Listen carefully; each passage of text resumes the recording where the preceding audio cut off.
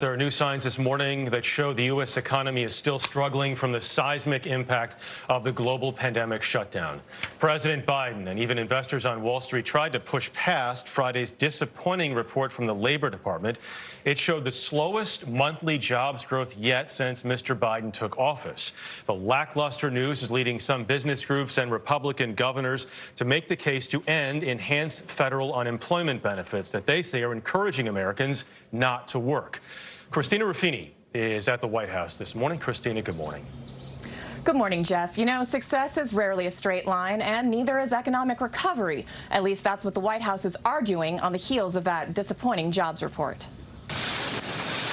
Armed with a mix of economic metaphors, the road back is going to be somewhat bumpy. We have a steep hill to climb. The White House went on the defensive yesterday after the lowest monthly jobs report since President Biden took office. We knew this wouldn't be a sprint, it'd be a marathon. Employers added just 266,000 jobs in April, dramatically less than the million most economists had projected.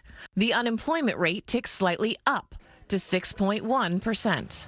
Data shows that more workers are looking for jobs, and many can't find them.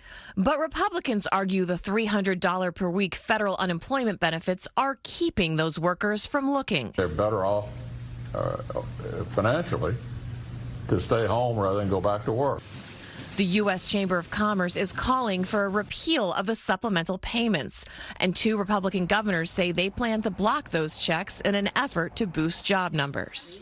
Treasury Secretary Janet Yellen argued unpredictable child care and lingering COVID concerns are more likely culprits. It's clear that there are people who are not ready and able to go back into the labor force.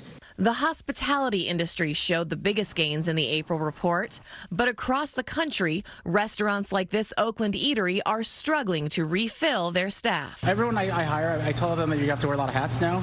The support team that we used to have prior to the pandemic isn't quite there. CBS News business analyst Jill Schlesinger says there's a straightforward solution. If somebody can make more money by being home and collecting unemployment and taking care of their families, that's a smart economic decision. And it may force restaurants and some of the other areas of the economy to really pick up the wages.